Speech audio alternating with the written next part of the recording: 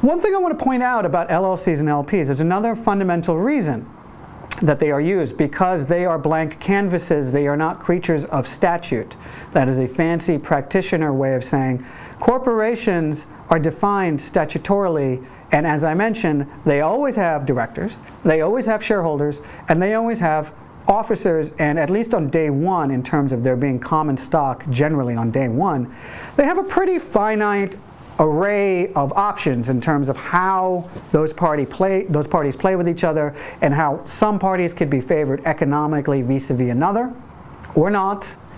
LLCs and LPs are really a function primarily depending on the authorizing statute of the particular state you're in. They tend to be blanker canvases, if not entirely a blank canvas. Many enabling statutes talk about, well, you know, the LLC can have managers that are allowed to do this, that, and a third, but they can't do this. Or you have statutes that just say, here are default rules. Take Delaware, for example. For the most part, here are default rules.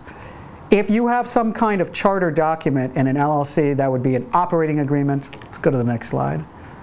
If you have an operating agreement, you'll see, by the way, this next slide talks in line with what I'm talking about now. Or an LPA, a limited partnership agreement. That document is going to set the metes and bounds of the relationship between the management and the investors, economically and managerially, such that it can be configured very much on a granular, not one-size-fits-all, highly bespoke, highly customized basis for that particular opportunity. So you'll see a film offering SPV might have unique terms, though it generally follows the portrait of a manager slash sponsor and investors, maybe even a lender, less likely.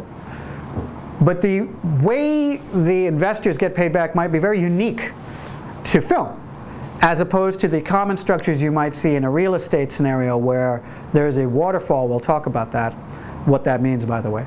But the ability to do that, all right, this one looks a little bit like this and that one looks a little like that. Yes, there are sort of overarching things, but we have tailored it for this particular project and or the investment profile and appetite, risk appetite of the investors.